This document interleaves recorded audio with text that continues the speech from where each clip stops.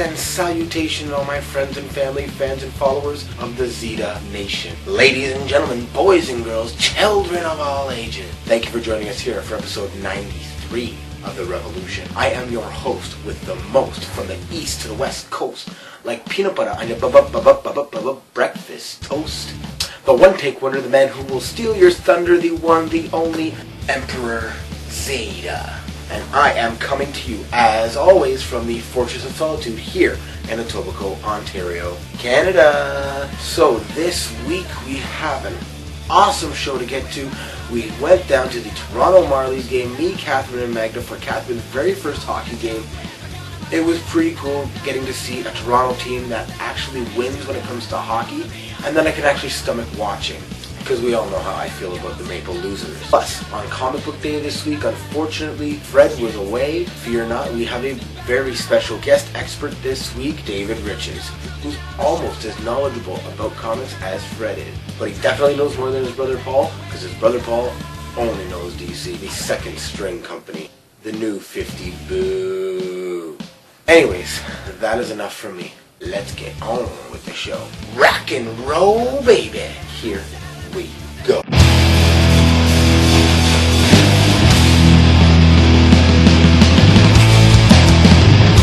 My week this week has been okay. Actually went pretty quick, so that's always good. It was an easy week out work for the most part. Doing email, filing Anthony's 1 year and a half, 2 weeks. We're still sitting at 17th, so it's a little frustrating. Still no new words. He's definitely getting braver when it comes to climbing. He fell over underneath the picnic bench. Not on my watch, of course. I was at work. And landed on the bottle cap from Catherine's bubbles. And it got stuck to his forehead and made a bump. It looks like he's got a bullseye target on his forehead. I think he's going to be ready to walk soon. One of the days he's just going to let go and go zoom. Oh, we went to the Marlies game last Sunday. It was really nice. It was Catherine's first hockey game. We left Anthony at home with Nono, just so that we could spend some, just quality time with Katherine, because Anthony gets a lot of extra attention, so it was nice for her. She had a blast. The Marlies won, so all in all, it was a really good day. And she was dancing with one of the dancers and doing, flopping her hair, and yeah, just be too happy about that. There was a sober fire, so have another drink and give me all you got. Let me go and come and rock the world. Let me go and make me shimmer and shake. Standing in the midnight rain. Excuse me! Wow, now that was one screwed up Royal Rumble, I've got to say. Fans hijacked the matches, chanted whatever they wanted, regardless of what WWE wanted them to chant. I have honestly never seen a Royal Rumble winner get booed out of the arena as badly as Batista was getting. Nobody wanted to see him win, myself included. So the Cena-Orton match at the Rumble was actually a decent match, but the fans started chanting for Daniel Bryan all throughout the match and didn't give up till the end of the night. They hijacked the match, they even chanted, "We want divas." I just wish they would do something better with Cena than have him feuding with the Wyatts. They threw away Bryan's feud with the Wyatts to have Cena feud with them. I don't know, a WrestleMania match between Bray Wyatt and John Cena doesn't seem like a marquee matchup to me. Yes! Yes! Yes! And then there's Daniel Bryan, the man of the hour, the man that the fans chanted for and were hoping that would come out for the Royal Rumble. They wanted him to be number 30 so badly that Rey Mysterio, a perennial fan favorite, got booed when he came out as number 30. The Yes movement is in full effect. They're chanting for Daniel Bryan just like they chanted for Zack Ryder when he was over. In-ring promo with Triple H notwithstanding, Daniel Bryan is not walking out of that Elimination Chamber as champ. And if the planned match of him and Sheamus actually goes on, I'll be really pissed. They've got to figure out a way to make the championship match at WrestleMania a triple threat, or the match will get booed again. It's closer time! Absolute biggest news out of the wrestling world this week is CM Punk has quit the WWE. That's right, the best in the world is no longer a member of the WWE Universe. He walked out on McMahon, being pissed off with the crappy storyline they had him in with Kane, Even more pissed off that he was going to lose his WrestleMania match, one that he wasn't happy with to begin with against Triple H. On one side of things, I think Punk did the right thing for himself, because there was no way he was going to get what he wanted. CM Punk deserves a lot more respect than he's been getting from the management. But on the other hand, I think he is being a dick to his fans. So yeah, I'm with him, but at the same time, I'm pissed off with him. So Zack Ryder did not get into the Rumble. Hasn't been on TV in forever. The only time we saw him was on the backstage fallout after Raw, going out partying with The Miz and Dolph Ziggler. That'd be a pretty decent faction. Miz, Dolph Ziggler, Zack Ryder, throw in a big man for muscle, and boom, there you go. They could even feud them with 3MB and have a feud of the jobbers. I am serious, bro! When Roman Reigns splits off from the Shield, maybe Zack Ryder can go join them. Anything. I will take any kind of storyline from Zack Ryder, even if it's an extended year-long losing streak. As long as a man gets on TV, I will be happy. Well, with Punk on, there's a spot up there at the top. Maybe Zack Ryder can climb his way into it, but I doubt it.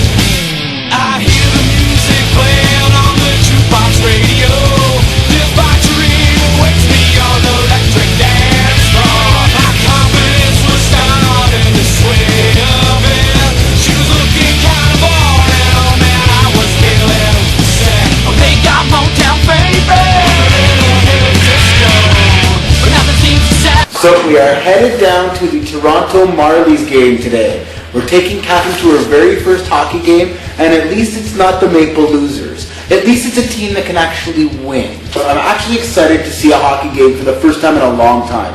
It's Katherine's very first hockey game today, so that should be really cool and really neat for us. We're headed down there. We're going to grab the GO train today. Katherine's going to have a great time. She'll get to see her very, very first hockey game. I've been to a few, but they've all been Toronto Maple Losers games, and they always friggin' lose. So it'll be nice to see a team that can actually win. So we'll see you down there. We'll see you down there, and Happy New Year. I wanna see 20 goals and for 29 goals.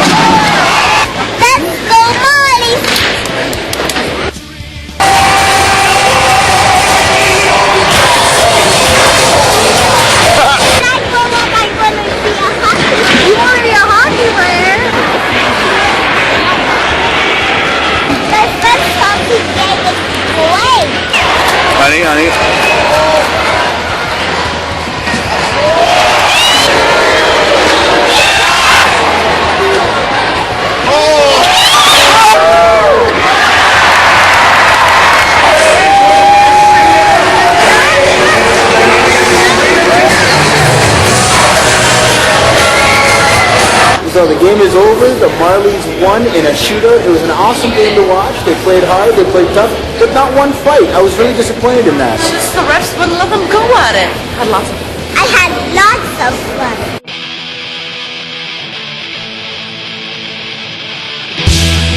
Good morning, and how about what you just said beside me? Wow, everything is green. I hate when the big blues. Little birdie! Little kiss?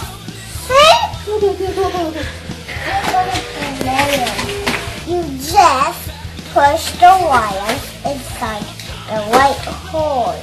Oh, sweet. Mario got me! You know what I said to Maria today? Mario got me! That way she could tell her dad and mom. And he salad with oil and salt and vinegar. No one put it in. I helped. I didn't put it by myself. I'm trying to watch this.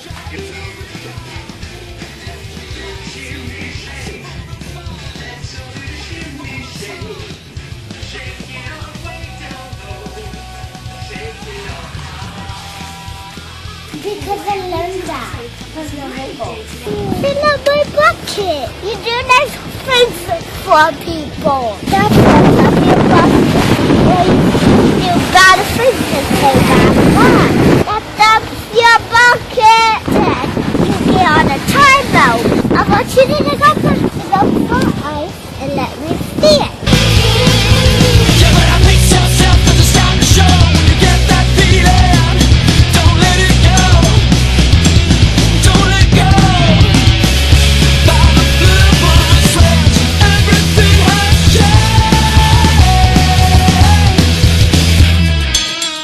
With no memory of time to recall, electric nights leave me waiting for the fall. Waiting for the fall. Waiting for the fall.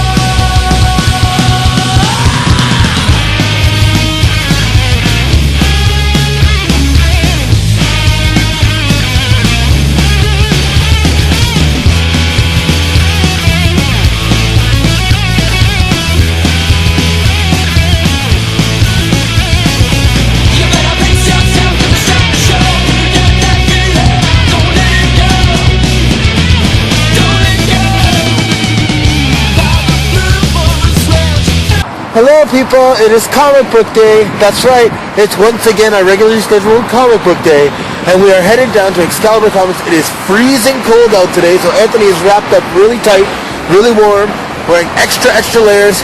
So we're gonna go down and see what Rob and Fred have to say this week, see what everyone else is doing, and we will see you soon, people. See you soon, people. We're here. So we're back down here at Excalibur. We made it down once again on another Wednesday. Gonna head upstairs, see if Paul's here, see who else is here, talk to Rob and Fred, and we'll see you guys upstairs. Now, it is time for the Steps of Doom. This is Excalibur Comics, 3030 Bloor Street West, upstairs above the Kingsway Theater. We have better than Paul this week, and better than Fred. We have David. The gloves are off this week, people. Let's start off with the best recommendation, Thunderbolts. This is the sequel to the Mark of Four from 2 years ago now, where we had 4 people of all sorts of backgrounds. All go to heck. For those who really want the words for it, hell, with 2 L's. They come back in here, they try to send Mercy back. This story, it actually has a lot of chatter, but not much action until you get to what happens with the wonderful Elektra and Punisher. Now, one of the wonderful things, though, is that we have to deal with hell. So what's going to come up? We're going to get contracts. We're going to get spoilers. We're going to get people talking about their own personal hecks. Big sequels to the old X Factor, Reign in Hell storyline is right here. If you want that sequel, you've got to tune into this one. That's Thunderbolts, issue 121. This week's Fables is the turning point in the entire Rose Red building up her Camelot storyline. We have the typical 2-page spreads we get here, split in half thanks to the adverts. The trick to the entire story, though, is that it's all told from the point of view of one of Snow White's kids, the North Wind, who comes in different incarnations throughout. and it's building up. It touches onto every part of the Empire and Fables, and it comes back to sort of say, get ready, we're on for a roller coaster ride. Coming up for those people who are Serenity or Firefly fans, it's just Firefly. Leaves on the Wind, which is the epilogue to the movie and everything that happened at the end. A lot of people didn't make it to the very end of the film. And this is basically our little memorial, our obituary, so to speak. It actually is done very well in coloring. It comes in with a nice paneling, and it tells the story in nice sections to keep you going in there and wanting to see this come to life someday. If they actually come back and make a Serenity movie in another 5 years' time, this will probably be it. Finally, for those people who have not been paying attention, Marvel's got a couple of movies coming down the pipeline. And one of them is coming up, it's the Guardians of the Galaxy. And to help bring it back into the fold so that people did not understand any of the 5 other incarnations that have been there, they've restarted the entire series with a new numbering, and they started off by crossing it over with the wonderful X-Men. You read this in one great big story, it will be done in about 21 minutes flat, but it sets the entire storyline here for all the characters to have their point. So you can actually look at this as being an opening basis to see what this comes down for the Guardians of the Galaxy movie, which comes out August 1st. Read this, it'll give you a nice overview of what you're coming in to expect. All I can say is, come and visit the wonderful Rob here at Excalibur Comics, 3030 Bloor Street West, here in beautiful South Central Etobicoke. Super Bowl's coming up. I wish Big Mike was here to advise me. We pick between Seattle or Denver, but I'm going to go with Seattle since the coach is a 9/11 conspiracist. Yeah, Pete Carroll, he questions 9/11 as well, and even went up to some generals in the army and asked them, hey, this stuff is fishy, you know.